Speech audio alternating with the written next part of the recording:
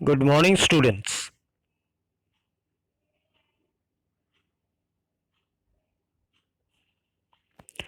आज हम स्टडी कर रहे हैं चैप्टर 7 नाइन्थ क्लास का डाइवर्सिटी इन लिविंग ऑर्गेनिज्म। अगर हम लाइफ के मल्टीट्यूड को देखें तो हमें बहुत सारे ऑर्गेनिजम्स, लिविंग ऑर्गेनिजम्स हमारे आसपास दिखाई देते हैं।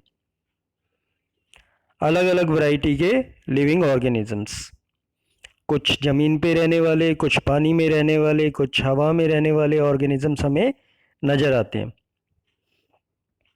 ये जितने भी ऑर्गेनिजम्स हैं, अगर हम इनको देखें तो ये एक दूसरे से अलग हैं। या तो ये बहुत ज़्यादा एक दूसरे से अलग है या फिर कम, लेकिन इनमें डिफरेंस पाया जाता है। इसी चीज़ को समझने के लिए एग्जाम्पल लेते हैं।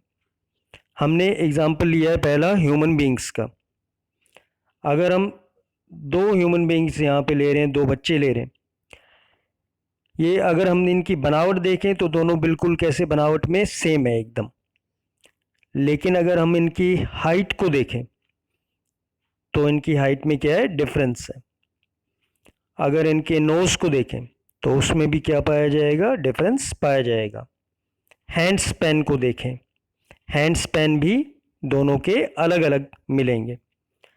तो ऑर्गेनिज्म क्या है, दोनों ही ह्यूमन बीइंग है, लेकिन इनमें भी कुछ थोड़े बहुत डिफरेंस पाए जाते हैं। अब अगर ह्यूमन बीइंग को हम किसी और ऑर्गेनिजम्स के साथ कंपेयर करें, दोनों ह्यूमन बीइंग है, दोनों आपस में एक लगभग सेम है, लेकिन दूसरे अगर ऑर्गेनिज्म से इसको कंपेयर करते हैं,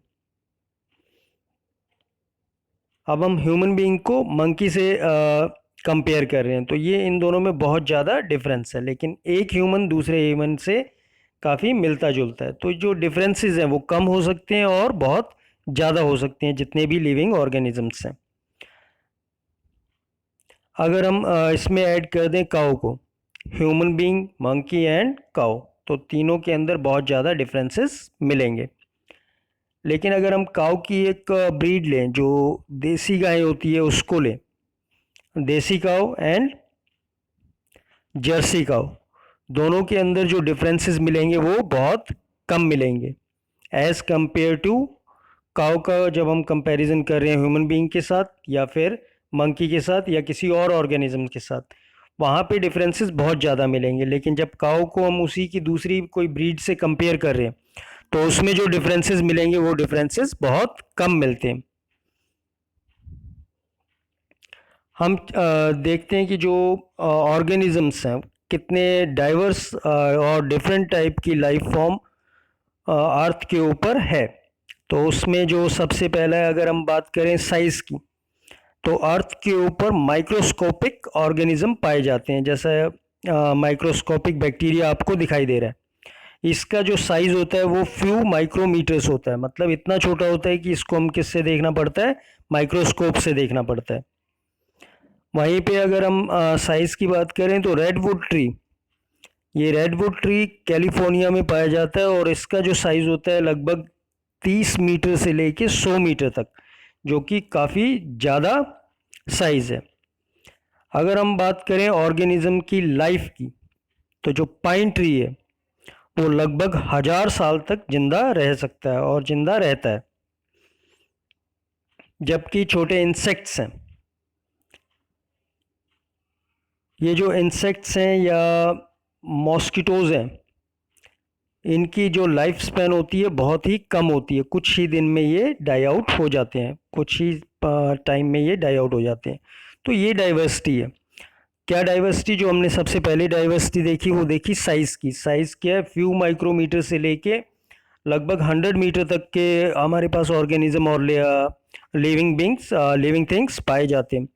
फिर उसके बाद अगर हम देखें इनकी लाइफ स्पैन, तो कुछ होते हैं बहुत ज़्यादा टाइम तक ज़िंदा रहते हैं और कुछ होते हैं वो काफ़ी कम समय तक लाइव रहते हैं।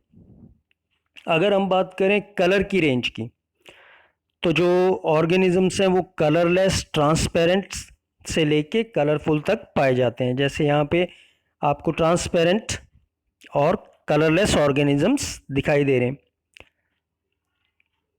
ये वैरायटी है ऑर्गेनिजम्स की, ये अलग अलग टाइप के ऑर्गेनिजम्स जो पाए जा रहे हैं, तो ये कलरलेस और ट्रांसपेरेंट ऑर्गेनिजम्स हैं। वहीं पे अगर हम बात करें बर्ड्स की, तो ये कैसे हैं, कलरफुल है। मतलब जो लाइफ फॉर्म है वो क्या है, कलरलेस से कलरफुल तक पाया जाता है। ऐसे भी ऑर्गेनिजम्स हैं जो कलरलेस हैं और ऐसे ऑर्गेनिजम्स भी हैं जो कलरफुल हैं। तो ये एक वाइड वैरायटी है डिपेंडिंग अपॉन कलर। अगर हम वहीं दूसरे बात करें, जैसे हमने पहले बर्ड को देखा, अगर हम प्लांट्स को देखें तो प्लांट्स में बहुत सारे प्लांट्स वैरायटी मिलेगी और कलरफुल लिविंग थिंग्स और प्लांट्स हमें मिल जाएंगे। तो ये भी डाइवर्सिटी है कि प्लांट्स डिफरेंट कलर में पाए जाते हैं।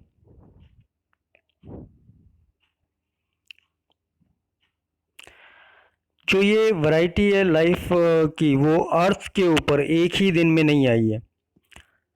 ये इवॉल्व हुई है लगभग मिलियंस ऑफ ईयर्स में। ऐसा नहीं है कि एक ही दिन में कोई एक ऑर्गेनिज्म बन गया और इतनी डाइवर्सिटी होगी, विभिन्नता होगी।